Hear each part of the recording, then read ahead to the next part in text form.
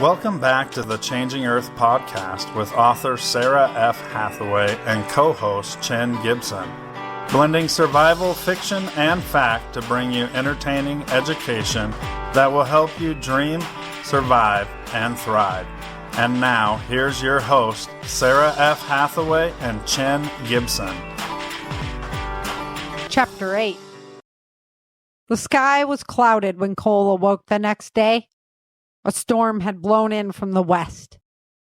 Staring out at the Mille Lacs Lake, the water churned white with angry waves. "Sir," Monroe said, approaching. "Report," Cole answered. "LePierre is headed out. We have located a small group of refugees raiding farms up north." "How's security at our towns?" Cole wondered. "Tight," Monroe replied. "Good. The people need security to return to normal," Cole replied, still watching the waves. Monroe looked back at him curiously. Johnny sure did like the new normal in Brainerd. He had so much fun yesterday. "McClintock would have my ass if he knew I let him play hooky," Cole commented. Monroe chuckled at his response. "My lips are sealed, sir." The men's attention was drawn to Chappie approaching quickly. "Major Virgis, sir. Grayson Webb's vehicle is headed through the gates." "Here we go, boys." "Wish me luck," Cole replied, walking towards McClintock's office. Cole was a skilled interrogator, but negotiating with politicians was a different story. He knew how to get information, not debate mutually beneficial terms. The chatter of the ladies quieting as Cole entered disrupted his thoughts, and he focused on the job at hand. "Good morning, sir," one woman said in greeting. "Good morning. Grayson will be here shortly. Please welcome him and extend our hospitality," Cole requested. "Yes, sir," she responded. Not wanting to sit in the general's chair, Cole stood behind the desk and awaited the man's arrival. Before long, he heard the office staff welcoming the man. Cole took a deep breath and watched Grayson come through the doorway. He was an average-sized man with matching pepper gray hair and a beard.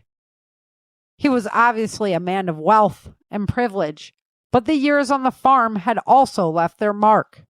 "Good morning, Mr. Webb. It's very nice to meet you," Cole greeted the man. "Major Virgis, it's very nice to meet you as well. Although I was hoping to see General McClintock," Grayson admitted. "Trust me, sir, and I mean no offense, but I would much rather he were here welcoming you as well." Grayson chuckled, amused by the man's honesty. "Let me get straight to the point then. We need more men to maintain order in Fargo. The refugees use it as a thoroughfare to come into North Dakota, and the stream is endless. We had to stabilize Minneapolis and St. Cloud first. We only have so many soldiers," Cole countered. "I don't know why the general expended so many resources on Minneapolis. He should have walled it off to begin with." Cole was stunned by the man's response. "People panicked, Mr. Webb. They needed help. I saw the city myself." Grayson looked annoyed by his comment. "And I saw it after it was organized into the FEMA camp and order was restored. If you ask me, I say it's about time. We can't have these refugees running wild, taking what doesn't belong to them. These refugees will be the death of us all." Cole knew there was no arguing over the status of the displaced people, and he wasn't enjoying this conversation at all. "How many bushels of wheat and oil can you send?" "I already give too much aid to the FEMA camps," Grayson replied with a wry smile. "I can only give you 50 barrels for this shipment." "You own 560,000 acres, Cole told him, surprised by his response. "And it takes a lot of resources to operate it," Grayson explained sharply. "How many able-bodied fighters can you send?" "I'll send anyone who volunteers, but the boys are trying to get their fields back together so they can plant in the spring," Grayson retorted.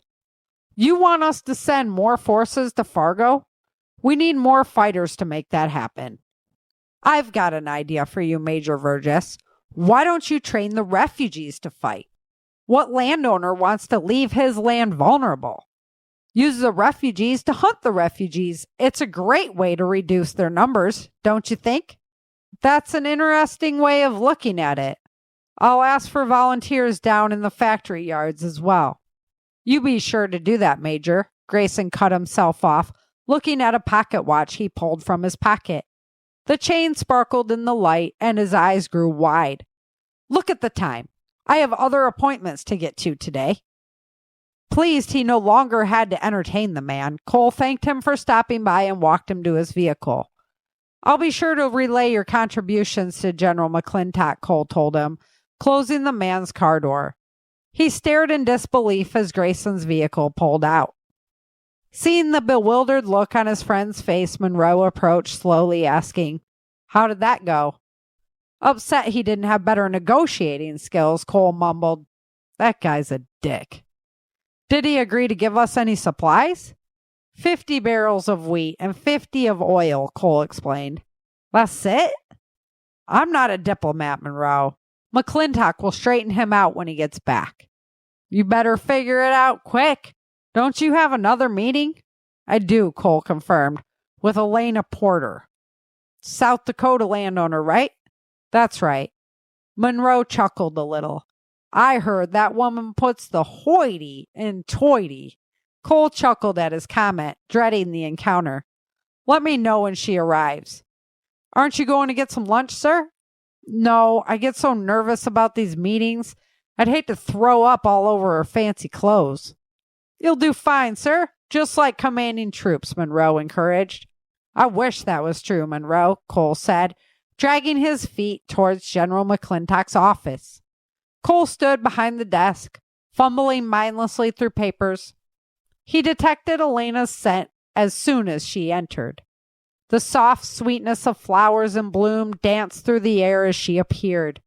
Her brown hair was tied tight in a bun, and her long jacket protected her beautiful dress from the dirt they tromped through daily. "Major Virgis, I presume," she commented, inspecting the tidiness of his uniform. "You presume correctly, ma'am," Cole stated, surprising himself with his proper response. She hurried forward, extending her gloved hand to shake his. "I don't intend on taking up too much of your time. I'm well aware that you're a busy man. I want you to know that your efforts have been noticed and are very appreciated." Impressed by this woman, Cole replied simply, "Thank you, ma'am." Elena floated over to the chair and gently rested herself in it with her legs crossed. "It's a damn shame what happened to this country, but I don't believe we need to live like animals." "I couldn't agree more. My late husband, God rest his soul, used to say that a man wasn't worth a lick without his dignity. I appreciate the way you create opportunities for everyone to earn their dignity. With disaster always comes opportunity. A woman whose home was destroyed in the quake came up with the idea for the pod homes, like the one we're standing in. Quite ingenious, if you ask me," Cole agreed. "Exactly. Necessity fuels innovation, and great people rise to the occasion. Aren't we all still God's children, capable of all that He has blessed us to do? An earthquake certainly can't change that," she continued. Feeling the conversation was going well, Cole interjected, "I assume we can expect your support then?" Elena smiled at his brashness. "Yes, Major. The mercenary forces will have a steady supply from my stockyards, but I expect to see a significant presence within my communities." "We can arrange that. How many fighters do you think you can send?" Elena almost looked insulted by the question. "My people are happy to give supplies, but hesitant to leave their land. The refugees must help us protect the land if they want a share of the fruits of our labor. It seems fair enough to me." She paused for a moment, thinking. "It would give them a sense of personal satisfaction. It works for you, doesn't it?" Cole took a moment to answer. "I fight because I want to. I still own land in Arizona. I fought before the disaster, and I'm doing my part to help restore order." "Then you've always fought to pay your bills. You've always traded your services for money, dignity, and respect."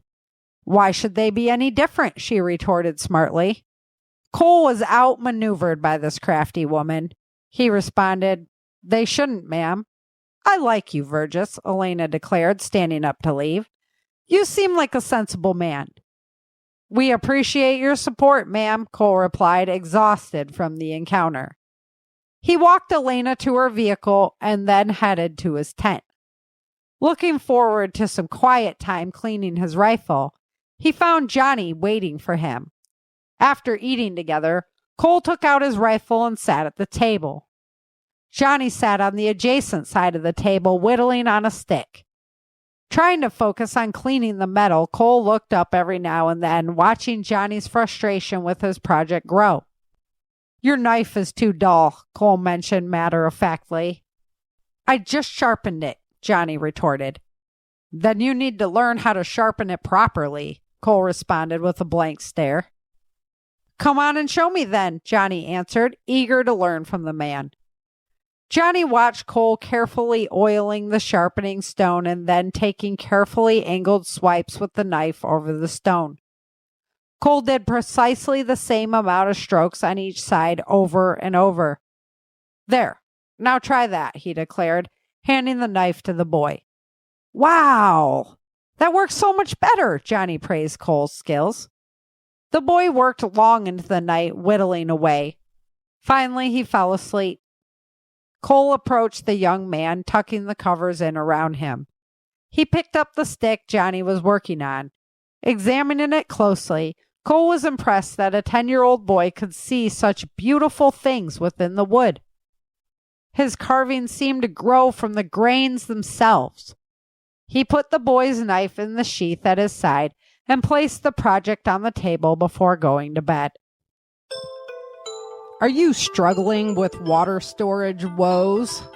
Tired of the algae and bacteria growing in your water, the weight of storing it and the amount of space that it takes up, the time that it takes to rotate it, and even when it comes to drinking it, you still need a filter because it's gone stale and you're not sure what has been growing in there. This limited supply of water storage can be a mess to store. If any of the containers break, you have water all over the place, and this leaves you storing water in a place that might not be as concealed as you'd prefer. Today I want to introduce you to the solution, which is the waterful system. The waterful system hooks up to any outdoor spigot. It contains 30 gallons of on-demand drinkable water for whenever disaster hits you and you need that water. Made in America to meet all safety requirements to ensure that you have drinkable water whenever you need it. There's no need to rotate the waterful system because its pressurized canister ensures your water's rotated every time you turn the hose on. It can stand up to any type of weather, is very, very durable, and it's made with UV inhibitors so it can stand the test of time in the sun. You don't have to worry about cleaning your waterfall system because it takes care of itself. It is the ultimate plug-and-play water storage system, ensuring you have 30 gallons of drinkable water should disaster hit. Its sleek color ensures that it blends into any outdoor atmosphere and doesn't leave you with a big blue beacon of water storage outside of your home. There's no guesswork to put the waterfall system together. It is a plug-and-play system that you can have ready in about 10 minutes. As somebody who's been into preparedness and helping others to prepare for any disasters that befall their life, the waterfall system is the solution to water storage. I highly recommend you go over to Waterfall, check it out, and use the code SARA, S-A-R-A. One more time, go over to Waterfall, check it out, see about their system, and if it's a good fit for you, and use the code SARA, S-A-R-A, help the changing earth world go round and get yourself prepared for the next disaster. Hello and welcome to the Changing Earth podcast. Blowing the speakers out. This is episode number 403, season 15, episode 8. Hey, Chin, what's up? Chin's up, y'all. And not only do I have Chin in the house, guys, I have Ellen Kerr here from Australia with us. She woke up, no, probably not early. It's good timing for you there. So, hey, girl, what's going on? G'day, y'all. Yeah, I'm here. I'm a little bit awake. Oh, thank goodness. Almost. Thank goodness you're here. Joker. Yeah, Joker in the house. For those of you who have read further in my series, you get that one. Oh, speaking of my series, Virgis is out.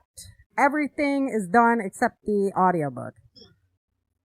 So, yeah, Virgis is ready to go, ready to rock. Everything but the the audiobook is done. So you can imagine all the projects I have swirling around at one time. Website got a refresh to it. We got the brand new trailer out. If you haven't seen the trailer yet, oh my gosh, you gotta go check it out, and you gotta share it and all that good stuff for me, because I appreciate it. Looks so cool. Right? Little Christian worked so hard getting that right. He just, is a blast. He's so into it. So, yeah. Shout out to Jasmine, helped me out with my sound. Everything sounds so beautiful in that. So please, if you haven't checked out, the video yet, my site is author Sarah F. Hathaway, even on, YouTube. But, you can just search Changing Earth. Usually it comes up via Changing Earth. So, and then for those of you on the live chat, I'll go ahead and throw a link in there. Alright, what else? First part of season 3 of the audio drama is coming soon. It is just getting the final touches on it. So just waiting on getting that done, and that'll be awesome. So as soon as we're ready to go with that, I will let you know. That obviously airs on its own podcast now. So, you gotta listen to it over there. You gotta listen to it on PBN. But I don't think we'll be playing it on this show. We'll probably do, Virgis is gonna take us a while, like a year. And then we'll probably do some shows on the audio drama episodes, but it will not physically play on this podcast. You gotta go look for Changing Earth audio drama. It has its own show.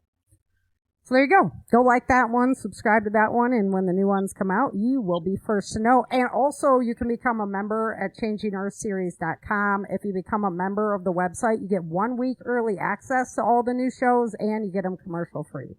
So, come be a member and get in on all the goodies. I think I'm going to put our green screen conversation from today up over in the members area. We were pretty clean, and I think it was some good content we were talking about. So, as long as you guys aren't opposed. Yep. Green room. Yeah. All right. Let's see. Last week on Virgis, they were doing the roundup. They're reestablishing some communities. We had Cassidy come back in. And then this week on Virgis, he's meeting with these delegates. He hates talking with the delegates. Just, probably not the funnest day. And then helps Johnny out with his knife that evening. So we thought doing the knife topic was awesome, because Chin and I are huge knife fans, and Ellen as well. I certainly am. Ellen got a K-bar back in Australia. I'm just saying, that's her love for knives right there. I didn't think you'd get it through, man. I thought for sure you would never get it through. The only thing I don't like is the flick knives, or the flick knives and the automatic extendable. Oh, so gotcha. Yeah. So anything else is okay. Apart from a couple of states have got a different laws, but yeah. Oh, I thought they didn't allow the tactical Rambo knives. That was passed in New South Wales. the ones that are like the Rambo style, that sort of stuff, that are like, they got, blades on both sides, or, Oh yeah, double edged. Yeah. Yeah, you're not allowed to have, a single edge. Yeah.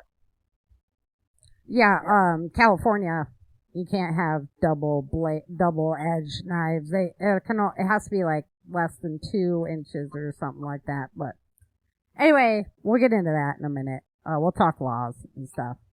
I found an amazing article on knives, because everybody's always talking about steel. Oh my goodness. Right? The head was... It was so good. God, who's the guy who wrote it? Corporal Wabo. It's an amazing article on marineapproved.com, and I'll go ahead and have the links over on my blog. Check that out. But phenomenal article about all the steels. Honestly, like, I got a 1095. I was like, yeah, I got a 1095. It's like great steel. It is. But there's so many more, like, options that I didn't even realize existed, you know?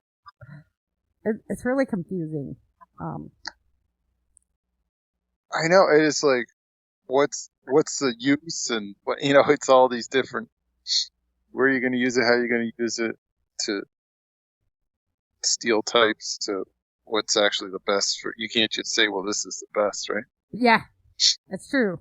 And one of the things about my 1095 that I learned is, like, it's really, really susceptible to corrosion. So living in a more humid environment out here, I need to oil it a lot more. So I was like, oh, I better get my knife out. Give her some love. At the coast, I was buying stainless knives because I just didn't want to deal with it. Uh-huh. And even it would pit and rust a little. Right, and that's what he was saying, like, that's when the ceramic knives really have a use, because they're so brittle, they just crack and stuff. But for, like, working on a boat and that, the ceramic knives are really good.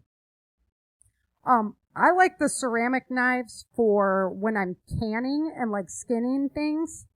'Cause you can pretty much bring the ceramic knife right up to your thumb and it doesn't cut you, but it's nice enough to be able to easily take off skins and do that kind of stuff.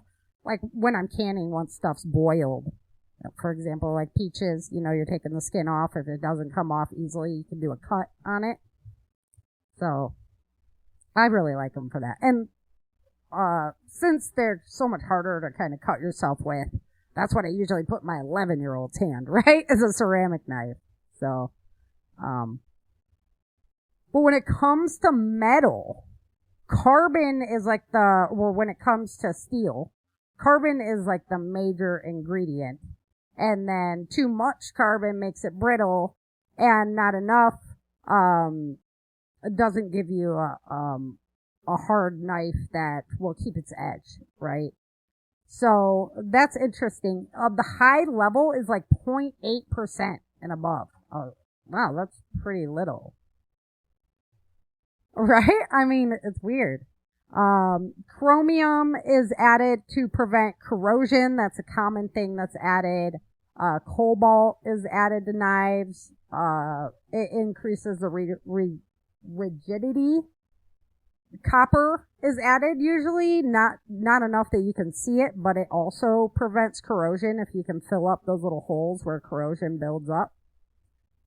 Manganese, that makes it, add strength to it, but if you do too much, it becomes brittle. Nickel's another thing.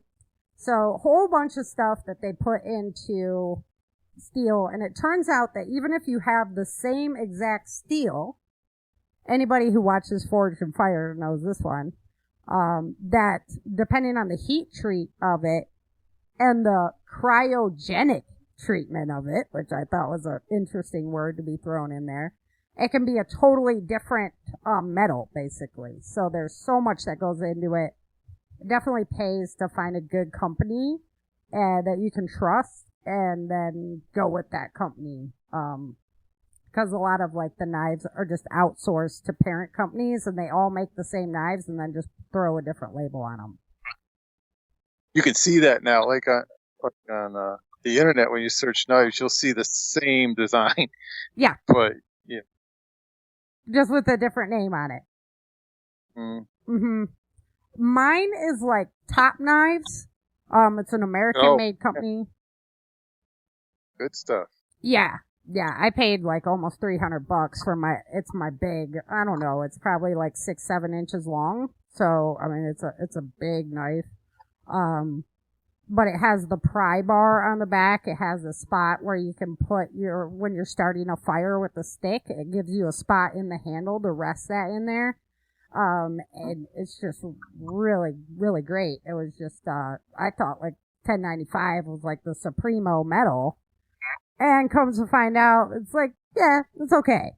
You know, it's a good starter metal. I was like, okay. Yeah. So as far as edge retention goes, they were the corporal was saying that, like the 20 CV, the S90V, those metals are really, really good. I'm wondering where you like actually find out the information about that, because there's so many terms that he is using that I've never even seen before, and I've been buying knives for a long time, you know? So, it was interesting. I'm not gonna go through all the metals. I like wrote it all down, and then I'm thinking like that would be horrible for us to go through all the metals. It's just not gonna make any sense. So yeah, you should post. Share that. Yeah, that article. Yeah, that's what I'm gonna do. Is just share that article link in the chat, and then I'll put it up on the blog, of course, because it was very interesting, and he has a whole chart. As far as like, what are you looking to do with it? Where are you living? What's gonna really work out? How good are you at like putting an edge on? Are you using like one of those store-bought little V sharpeners, you know? They're like, all you have to do is rub it in there. Or do you know how to use sharpening stones and really do a good job of it? So, it's just where you're at with knives. Same kind of thing with guns. I am terrible. You're terrible? Yeah, absolutely. Yeah. My dad, we grew up fishing on the Great Lakes, and my dad, he had a sharpener that pretty much dummy-proofed it for him. And nobody really taught me how to do it properly until I met James Hart. And then he showed me how to really, really work a knife and what to do with the stones and all of that kind of thing. I bought a really nice set of sharpening stones. It's like a triangle, and it has the different coarseness of the stone, depending on like if you have chips missing from your blade, then you want to go to a harder stone so you can put a brand new edge on that, and then you're going to work your way over to the smoother stones. It's like sanding wood. It's exactly like sanding wood. It is. And then the oil. Like, I was like, well, how important is the oil? The oil is super important, not only for the length of the life of your stone, but for your knife as well. So, and it's basically just a good mineral oil, to take care of your knife. Same kind of thing would be like the outside of your firearms. Something that you're not putting on the moving parts. Maybe, but usually they use that spray stuff on firearms. So, but yeah, good mineral oil goes a long way for the life of your stones and for the knife itself. And, basically it's all about the angle that you're putting on the blade, what you want to accomplish with it. So you're gonna, put a less sharp edge on it if you're using it to like, I use mine a lot to whack off, that's a bad word, but to cut off, duck heads when we're butchering ducks, So you don't need to have like a super sharp. Oh, but I went right to Lorena Bobbitt. I was like, oh, that's a bad word. We're talking about knives. But yeah, so you don't need a like super edge for that, but when we're doing chickens, like we just slit their throat, you know, it's easier to have a really sharp knife for that job. So again, even the edge that you're putting on the knife depends on what you want to do with it. So what's your favorite everyday carry knife, Chin? Yes. What's your favorite one? Yes. All of them? No, it's so funny because now, like, before when I lived in suburbia, it was like the Leatherman because it was so on, it was a multi-tool, Yeah, but it kind of hides allowed away in its case. to carry a blade with me all the time, but it was a multi-tool. I mean, I even used that at work because I worked in a lab and it was a multi-tool because I need pliers and a screwdriver, right? Right. But I picked out my Leatherman that had access to the blade outside. You didn't have to like open it up, the pliers up to get to the blade thing. Oh, okay, yep. So that's why I picked that one out specifically. But now it's funny because I have like my mountain knife that I wear, and then I have my going to town knife. So it's not, what day it is, am I going into town for stuff or then I have just a basic pocket knife, Yeah. I have a CRKT branded pocket knife. And then, I have a whole bunch of different knives that I wear, like on my belt and stuff when I'm here on the mountain. Oh, what's that cool one that you got, Rhonda, with the gardening tool? It had like a shovel and a knife together. It looks like it's a garden Rambo knife, man. It's huge. I don't know if she has it. I'm actually in her office right now. It's probably 9 inches long, the blade. And it's like if a Rambo knife and a spade, got together and had a baby. That's what this is. And it has part of it serrated for cut roots and stuff. And it has like, notches on it for depth. So like if you're digging a hole, and it's her, and it comes in a leather sheath. She wears it on her belt. That's awesome. It's like Rambo knife. That's what I need. I don't have one like that. I need one like that. I mean, it's a great tool. And that's what, So when we're here, on the property, it's a tool. It's not I carry, I have like on my tractor and side by side and stuff. I have what's that, brand we like, the cheap brand, the Mara knives. Oh yeah. Yep. I have those on like everywhere, stashed everywhere, because that's like the best for like prying and cutting and slicing, and just like when you're working on, stuff tangled up in other stuff. And then of course, we got the machete, and she was running around the garden with that the other day, so that was kind of. That's awesome. Yeah. It's like a everyday part of my life is I'm cutting something. I like the Moravia ones too because it's like a steak knife. It's like carrying around a steak knife. So like when I'm out camping and stuff, it's just easy. I like the fixed blade. The Mara knife, the companion, is just like, they're cheap enough. They're like $12 or something. Yeah. And I just have a bunch of them all over the place. The ones we got last year at Prepper Camp, that Jane and Rick got us are gorgeous knives too. That's like my one that goes on my bag when I go into town. Yeah, I have that stowed away. I don't even take that out. Oh, yeah. Somebody who bought me a knife a long time ago was like, "You better use it because what's the point then of having it?" So. Yeah, but I've got plenty of those. Yeah, I do carry like that one's a little bit more like people are like, "Oh, wow, you have a sizable knife on you," Whereas like the other one, the green one that you got me, the Moravi one, or however you say that name. Yeah, I don't know how to say it officially. That one's a lot less like intrusive. People don't notice it as much hanging there. So. It looks like something you find in your tackle box or whatever, Right. It's like. Right. But, it does the job. It does, and it sticks in that case. So basically what I learned was like stainless steel. Right. Oh, go ahead. I like the shape of the blade and the angle on the Scandi grind. It's almost like they angle on one side of the blade, not on both sides. And the thing just cuts so well. It does. That's the one I was using for the chickens when we were butchering the chickens, because it's just small, easy. Boop, boop, boop. He had something wrapped around his bungee cord wrapped around his lawnmower.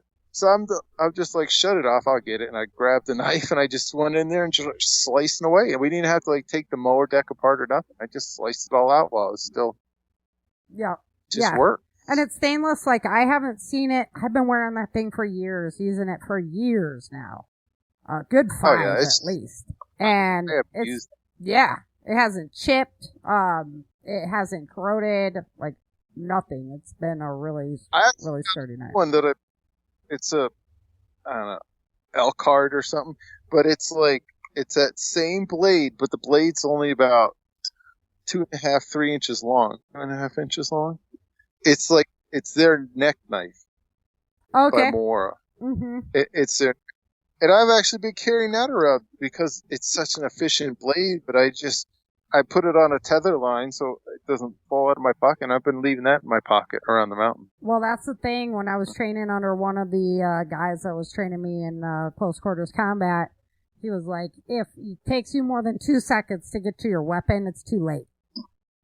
You have to be able to... Well, that's why Yeah. So even like the ones that we got at prepper camp, they take longer to get out and have available.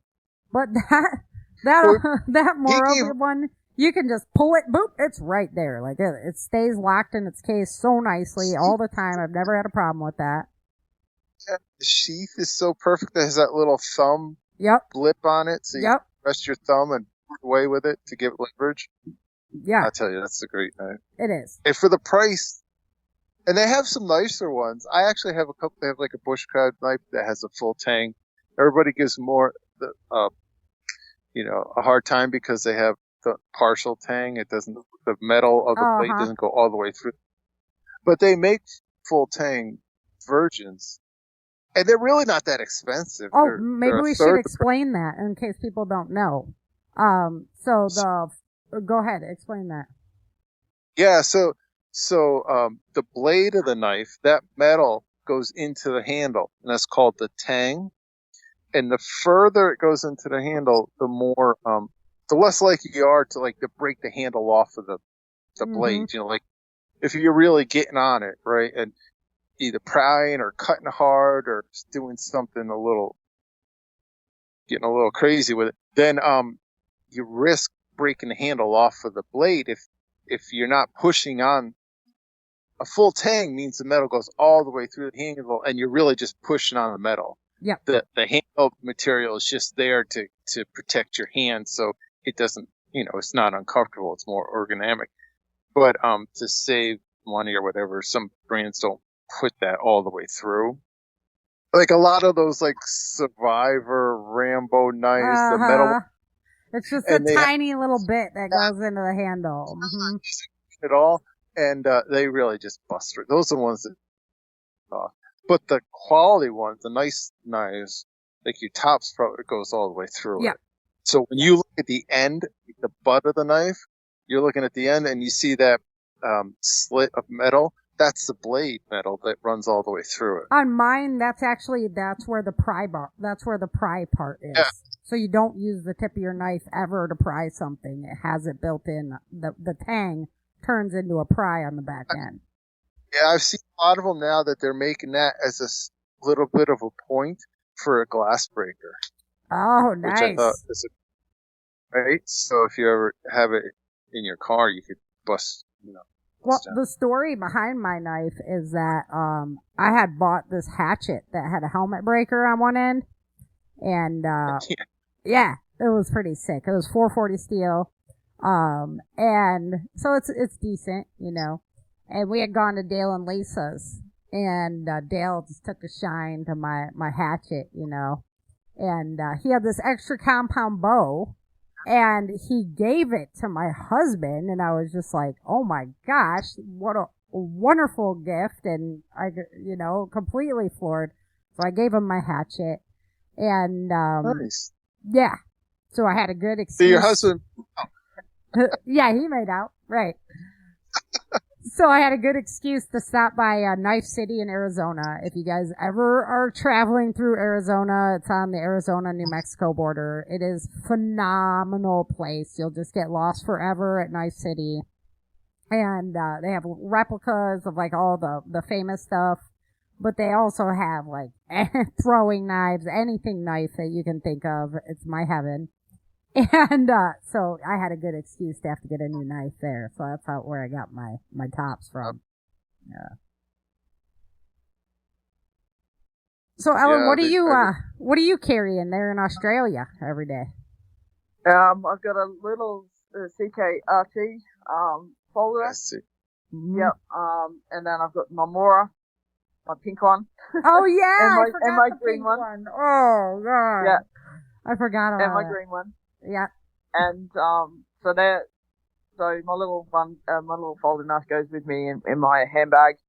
The Moras are just around the house. Weren't you carrying that at prepper camp? Yeah. Yeah, I thought Because so. I wasn't allowed to carry a freaking handgun, so I carried a knife anyway. Uh-huh. Yeah. So yeah, that one, and then my pride, my piece of this, my absolute. Actually, no, go backtrack. So the one that's on my bug out bag is a Gerber kukri, Uh-huh. the Nepalese ones, and then my actual pride and joy, my chopper, my bushcrafting knife is a one that was made by Paul Walker, who is an American knife maker. I actually won that in the contest in a raffle, and that is my pride and joy. That thing is about 5 centimeters thick in full tang, 5 millimeters thick blade, and it's just a powerful chopping beast. battening sort of beast of a weapon. What's the of tip an like? iron, Is it like a drop? Is it double at all? Double edged? What's the tip like? It's sort of like a sort of it's like a chopper that comes to a point. Okay. Mm-hmm. Yeah, I'll take a picture of it for you and I'll show it to you. But yeah, I won that in a raffle. Absolutely. Man, you're lucky. You win cool stuff at raffles. Yeah, it's only a small community on Facebook that I'm involved in. Fair enough. Yeah, like yeah, pretty cool stuff. Like I won a recurve bow, like fishing gear, all that sort of stuff. But that was our I haven't won. That was our last giveaway. Garden Girl she wrangled everything up from that giveaway. She made out like a banshee. Yeah. Everybody else got to get on that live chat for our next one. So yeah, that's my pride and joy, but my CKRT, and then I did have a what's the other one? Not Tops, Essie. I did have an Essie, and I donated that to help the guy who organises the raffles. He had an illness, and I donated that for a raffle. And I want to get another Essie. That Essie was a beast as well, but I don't have it anymore.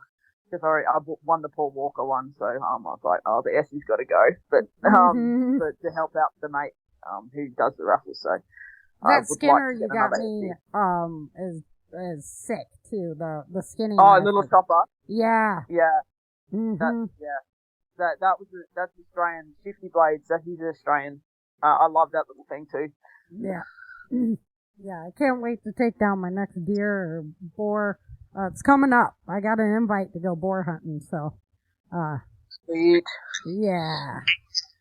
With permission to bring my AR out to do it as well. So I was like, yes! Alright. She's like, you kill as many as you want. I'm like, yes! I am there. Oh, roast pork. Oh. Mm-hmm. Yum, yum. Yeah, the wild boar is not as savory, but, fills the freezer. Oh yeah, and if you get a sow, they're actually quite, they don't have the horrible, musky taste in them, in the meat. If you get a sow. Mm-hmm. Yeah. Okay. Oh, sweet. Because we have to deal with that here too. Yeah, you got 'em. You got 'em. Okay, so as far as knife shape goes, I dropped another link into the live chat. I'll have it up on my blog. Same guy. He put together a blog on the knife shapes too, 26 of them that are like pretty good shapes for doing what you need to do. And there are some, if you guys haven't watched Forge and Fire on History Channel, amazing show. Like, you just get spurred to want to know more about making knives, and they go through so many different shapes on there and do so many different recreations. I highly recommend that. If you're into knives, check out Forge and Fire on History Channel. No, I'm not being paid to advertise or anything like that. It's just a good show. But I want to get myself my sharp Hundo sword. yes, That's coming. Yep. nice. So I've got a blunt practice one at the moment. The actual proper cutting sword. Yeah, I'm gonna work on getting one of them. She will be Joker. Yeah. I love it. Yeah. I'll be like, okay. I need a metal bow staff then. I'm missing the group's going over to Korea for 2 weeks for like a training tour with the Grandmaster, and I'm like, and it's when I'm away. I'm like, oh, of why? course. Oh, you're missing that and prepper camp this year. Yeah. Oh man. Oh, Military life. telling ya, I'm gonna have to just send you some hugs, virtual hugs. Yep. So, I don't want to hear. I don't want to hear you. Don't want to hear anything from you until you're back. yeah, I'll be like, oh no, prepper camp, it wasn't any fun at all this year. It's just, yeah. It's always a blast. So for good EDC though, the drop point he was saying is like the best. It's basically your standard like flat back, comes to a tip, slopes down slowly. Some of them angle off fast from the tip, things like that. But it's just because you can use it as a stabber if you had to for self-defense. It's an okay tactical knife. As long as it's the right steel, it's going to hold up pretty good. It's good for bushcraft. So it's just your all-around kind of knife. And the other one that I really like is the gut hook one. Yeah. It's for hunting and fishing. It actually has the hook on it, so you can like hook the knife in there and be able to cut with it. Usually on the top, right on the spine of the knife that has that little like cutaway, and it creates a hook. Yep. Yeah. They do actually work for that purpose. So, I mean, I'm not sure. It's so delicate to like cut the skin on the stomach open, because if you go into that stomach, you're screwed when you're gutting an animal. Oh, see, people, I haven't done it, but you put your finger under your knife blade and you guide it through, right? So you don't puncture the... I just do it delicately. Have a very, very, very sharp knife. And then you can start it with the hook, like up by the neck. But then once you're through that rib cage and you start coming into the stomach area, if you just have a very sharp knife and you just slice really thin, it'll just start expanding and peeling back on its own. So. Yeah, my father-in-law, I would help him do the dress the deer, and he put his finger, he like you're pointing with your finger, and he ran so he put his hand upside down, so the palm's facing up, and her index finger's pointing down, and then he put his knife, riding up. Yeah. Now the knife is facing up, riding on the index finger, and so his finger was protecting the organs from getting cut, and that's how he ran. That's not a bad idea at all, because if you go too far, that one cut too far, you will pay for it, and you can taint your meat also. So all the acid stuff, right? Crap, literally. Yeah. So you don't want to do that. But there are some areas that are a little bit difficult that aren't as like sensitive cuts as those areas, like when you're doing by the lower end. that can really be hard to get through. So if you have a knife like that where you can just hook in and basically tear back, then you're okay. It works.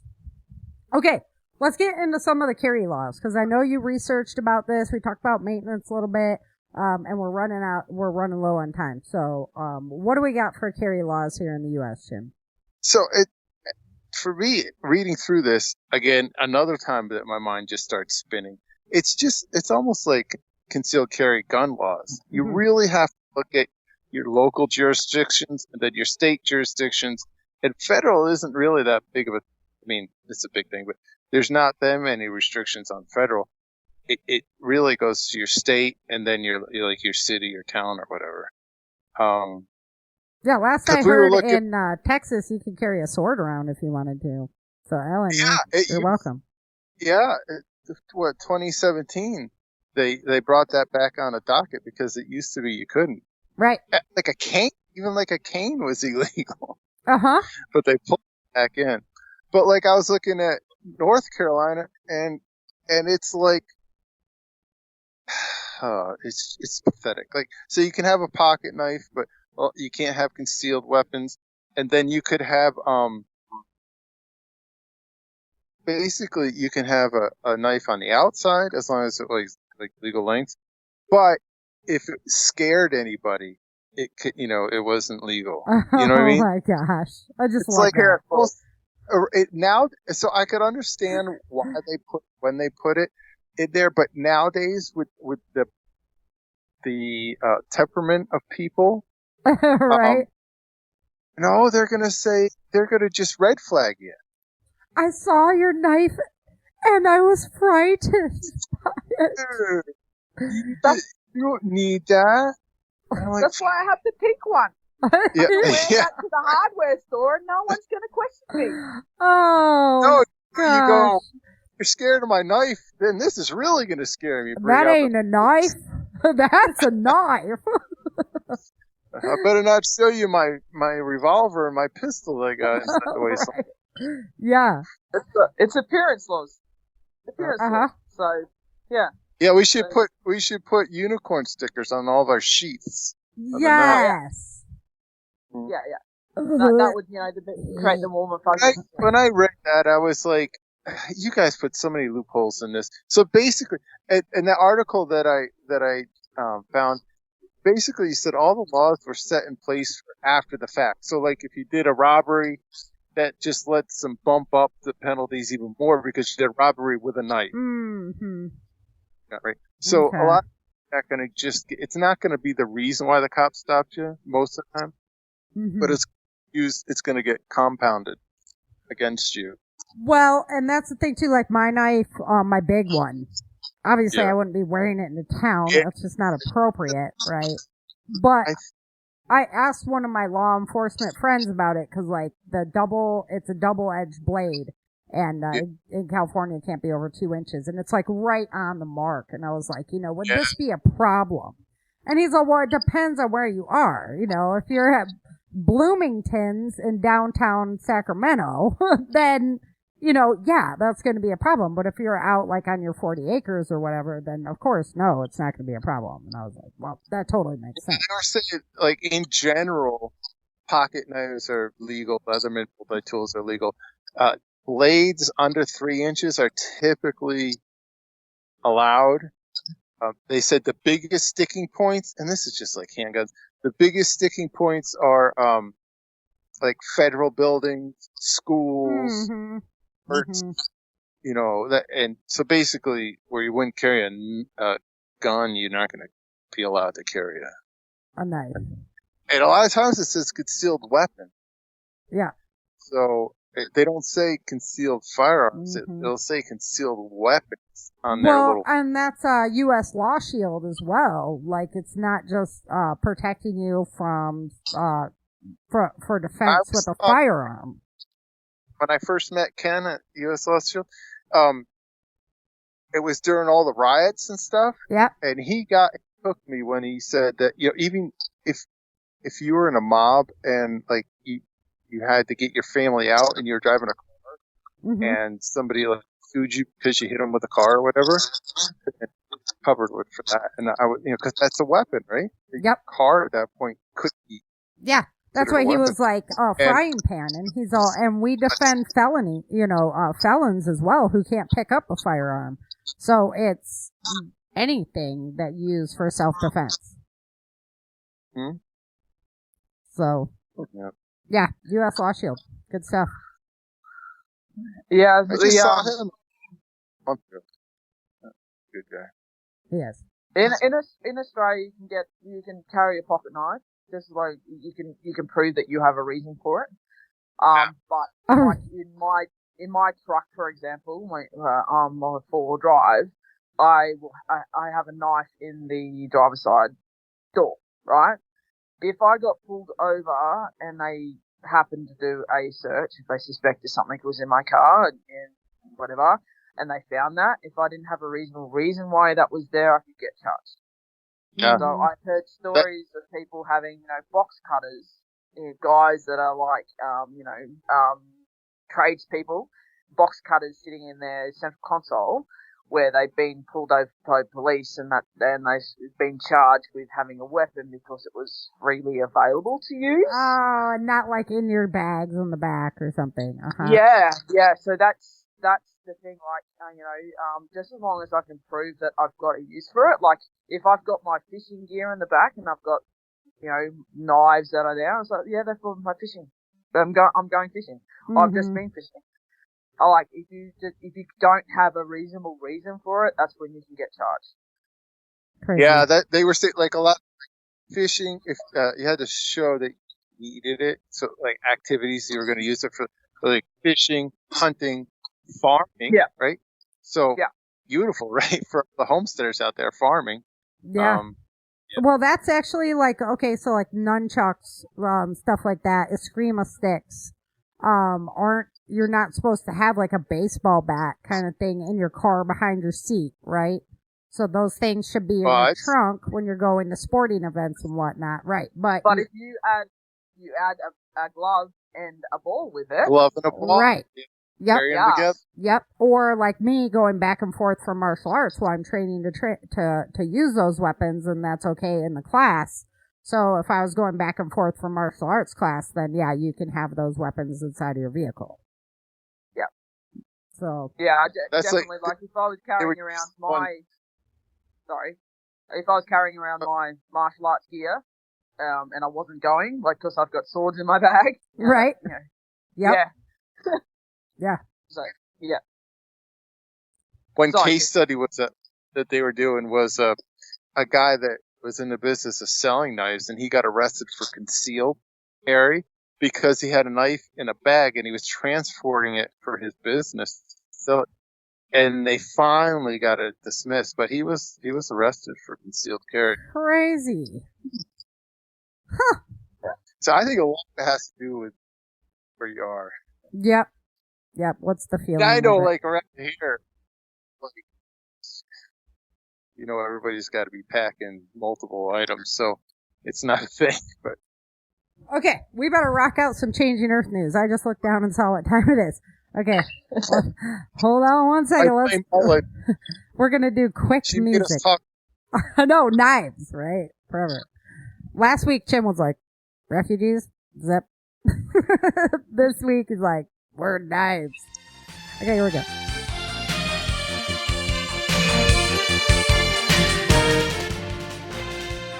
Alright, so Changing Earth news. Sun has been quiet. We're not looking at any big flares right now. Small peripheral eruptions happening today, but nothing too major. We were having impact from the coronal holes that were going by. That was pretty minor. The sunspot count on the flip side is, on the other side of the sun, is pretty high, and so we're looking at that as it turns around, but not a big deal. Today, Japan was hit with a 6.2 earthquake in northern Japan by Sapporo. So prayers go out to everybody in Japan. Hopefully everybody was okay. That is a fresh event, so I don't really know what the outcome of that is. There was also a 5.0 up in Alaska, this morning. So we'll have to see. That was in, not too populated of an area up there, so we'll have to see what that looks like. There's a big storm in the southeast. We were kind of bracing for impact last night, but everything is going east of where we're at in Texas. So hopefully everybody's okay in that event. They were talking about big hail coming down, tornado events, things like that. Interesting side note with all the fires that are burning in Canada. So I watch this channel called Dutch Sense, and he does earthquake research, and he talks a lot about the North American craton. I'm moving quick today, so if you don't know what it is, go look it up. But up in Canada, a lot of the Alberta fires and all of that are all burning right along the North American craton. And so it's interesting to see. Plus, we had more activity than normal on the East Coast by New Jersey and that, which is also on the other end of the North American craton. We have a lot of earthquake activity and volcanic activity happening down in Mexico and just south of that. And so a lot of weird, Hawaii's erupting. They're looking for Alaska to start erupting. But a lot of weird coincidences, and all kind of centered around the North American craton. There was actually areas in Mexico that were smoking with no active fires going. So definitely something to keep our eye on. It's just really, really interesting. And that's, the craton is Yellowstone, and it's a whole big plate that sits in the middle of the United States. So definitely something to just keep an eye on and see what happens there. What's the winter been doing for you guys out there, Ellen? Get a little Alaska update or a little Australia update. Actually, there's nothing been really happening in Australia in the last couple of months. Yeah, it's been quiet. There's no flooding, no fires, nothing. Just the storms up north seem to have settled a little bit. Yeah, mm-hmm. Yeah. One thing I have noticed is that the snow is late. Okay. It has stayed really cool here in the South. I have one of the fellow hosts on PBN. She's over in Arizona, and she's saying the same thing. It's been a really, really cool year so far. Yeah. So it is cold, but they're not getting the snowfall that they need to open this, for ski season. Yeah, last year you guys got smacked. Yeah, so there's snow up there, but it's most of it they have to, make themselves. Last year they just got snow, so that's one thing I've noticed, that there's not enough. There's not snow dropping, and it hasn't been there's not much frost either. Like, I haven't been living in Canberra, been living in Sydney and coming back for the weekends and stuff. I just haven't noticed the massive frost on the car to go out and drive either. So yeah, it's going to hit, but it's a little bit delayed this year.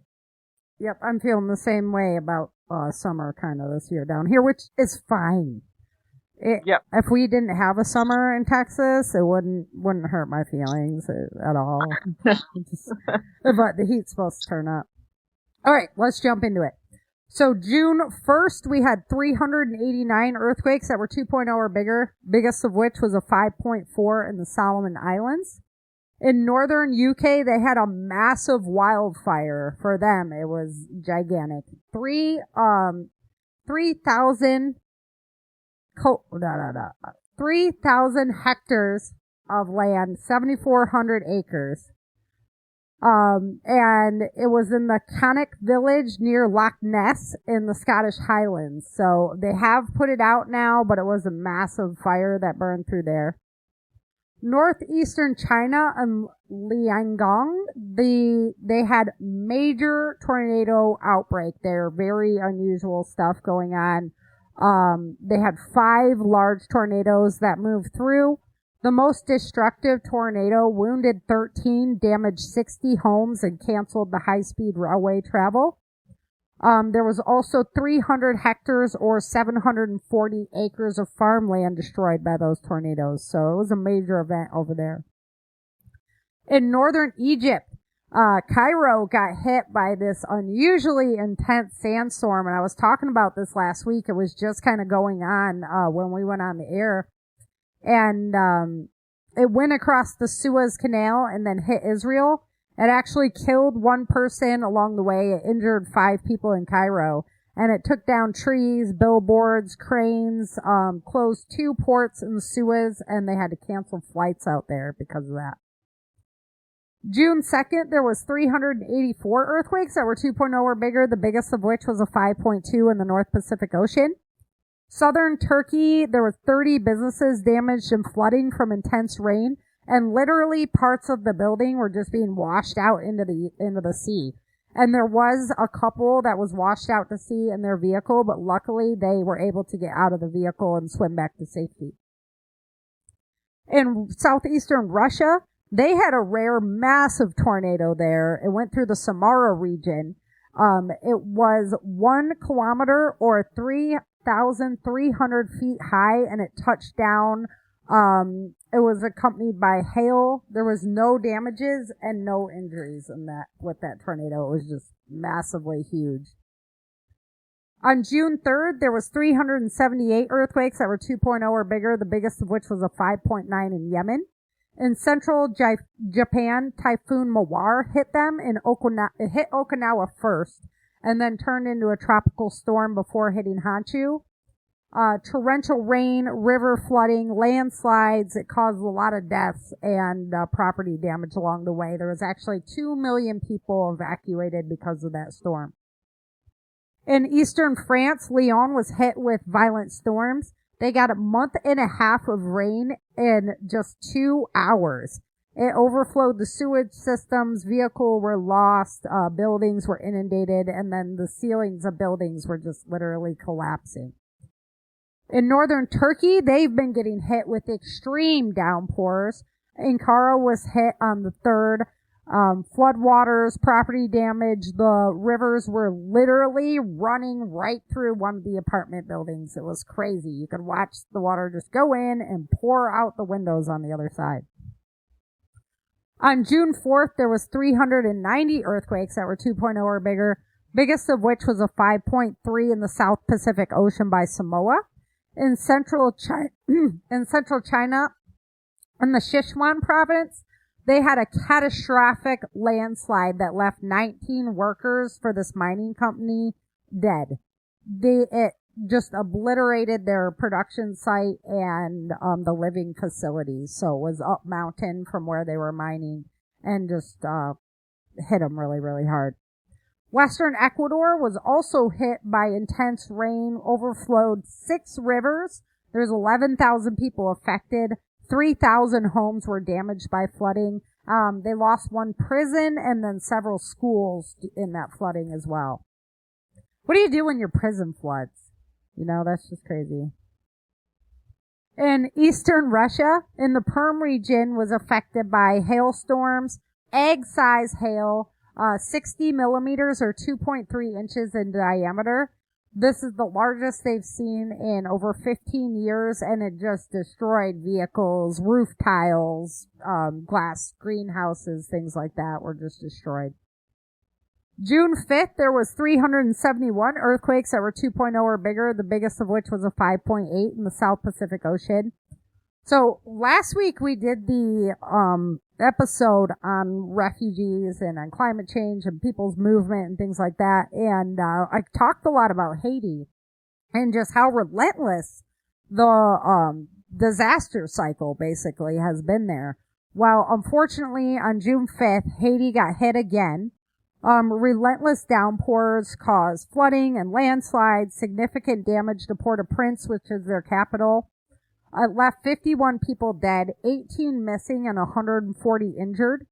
31,591 homes were flooded. 820 of them were completely destroyed, and 39,500 families were left homeless. So, you know, that's just, it's just incredible what they go through, there. I mean, how could you not want to, like, start thinking about living someplace else? In the Dominican Republic, they were also affected by that same storm. They saw heavy rain in the western part of the Dominican Republic. Massive damage to homes and buildings destroyed as well over there. Northern Turkey, the rain continued, causing more flooding. The rivers just were massively overflowing, and 3 people died on June 5th due to that flooding. On June 6th, there was 368 earthquakes that were 2.0 or bigger, the biggest of which was a 5.2 in the North Pacific Ocean by New Caledonia. I'm sorry, South Pacific Ocean by New Caledonia. Then, on June 6th, Haiti got hit by a 4.9 earthquake. It was 2 kilometers or 1.2 miles deep. It left 4 people dead and 32 people injured in addition to what already happened in that flooding event. 70 homes were damaged in that incident. In northern Venezuela, there was torrential rain in Portuguesa City. It turned roads to rivers, taking everything away. 458 families were affected by that, and luckily no one lost their life, though. In Hungary, they saw sudden downpours, 45 millimeters or 1.8 inches of rain in 1/2 hour, with flash flooding, vehicles swept away, basements flooded. Portugal also saw massive flooding on June 6th. Then on June 7th, Kilauea volcano erupted in the United States, and also Sakurajima erupted in Japan. On the 8th of June, there's more flash flooding in Italy and Gaeta. The Canadian forest fires continue to burn. The biggest of those fires going is the Donny Creek fire in BC. It's burned 2,400 square kilometers of land. It is one of the largest recorded in history. And with the fires that were going in Quebec and everything as well, that smoke was just kind of inundating everybody over there. And I hate to be insensitive, but man, pretty much every summer in California was that way. When you wake up and everything's covered in ash, it's just a different reality. And then to see the sun all faded out, and what am I breathing? You want to go outside and go running or whatever, and you just can't. So, it sucks to share the love, but, it's pretty typical in some other parts of the world. In Vladivostok, Russia, they had heavy rain, flooding. It's been raining was raining all day on the 8th. It's suspected to continue into the 9th, so they're going to see more flooding there, or they saw more flooding there. The Moyan volcano in the Philippines, the hazard level of that was increased. They saw a lot of activity coming out of it and some pyroclastic flows. And then on the 9th, one of the strongest convection storms of the season hit India. So we'll have to stay tuned on what's going on over there. As we get closer to the 11th, my information starts falling off. So we'll have to see next week what that looks like. As far as volcanoes, we had 26 actively erupting. That's up 1 from last week. We had 24 showing minor activity. That is up 2 since last week. We had 34 showing unrest, and that is down 2. So all in all, we added 1 volcano to our overall count. And Indonesia is still the most active region for all the eruptions that are happening. As far as earthquakes that were 4.0 or bigger, we saw 41 earthquakes in the last 24 hours, 70 in the last 48 hours, 237 in the last 2 weeks, and 237 in the last week, 512 in the last 2 weeks. As far as stacking up, those numbers are up for today, down on the 2-day average, just kind of holding steady from last week, except for today. We have that 6.2 in Japan, and then there was a 5.8 west of the Macquarie Island. As far as wildfires in the United States, we currently have 5 large active wildfires in the United States. It's an unusual year for us. It's actually not very high. Nothing's really lit up on the West Coast too bad yet. 52,323 acres are on fire. The majority of those are in New Mexico. And again, guys, we are talking on the edge of where the Craton Plate goes through. So it's very interesting. 47,201 acres are on fire there. Arizona is also showing fires, 4,503 acres on fire from 3 fires. Washington has 619 acres on fire from one fire. And I looked that one up, the fire that was burning in Washington, and that one's also on the edge of the craton. So, very interesting coincidence. We'll just have to keep our eye on that. And it was Dutch sense is pretty observant. And so to see that all happening right along the craton it's definitely something to keep our eye on, that's for sure. Okay, Changing Earth news. Done. Yeah, I mean, I don't mean to be insensitive about the smoke, but it sucks, don't get me wrong. But, I mean, that's pretty typical stuff for California. Every summer was that way. So, Australia gets it too, just as bad. Oh, yep. Mm-hmm. 2020, summer 2020, Mm-hmm. early 2020, yeah, you walk outside and you're breathing it in. Like, it is pretty dark. We had fires all around us. Mm-hmm. So, the air quality was rubbish, yeah. Well, that just helped you have to stay inside because of what was going on that year. So. Yeah, it's horrible. Uh-huh. All right, guys. Well, we're going to get out of here. Ellen, thanks so much for coming on. Always a pleasure to have you on. So, yeah, anytime, you're always welcome. Thank you. Chin, always a pleasure. I'm getting you your book soon, your book. I was thinking, should I just wait and give it to you at prepper camp? But nah, I'm going to send it out to you early so you have one in hand. The new Virgis. Ooh, Virgis. Ellen, you got to wait to come over here because it's like $30 to ship it over there. I know. Yes, ma'am. Now I'm feeling guilty. I'm going to have to pony up. I gotta give you a cheer up present because you don't get to come to prepper camp and you don't get to go to Korea. Hey, she has.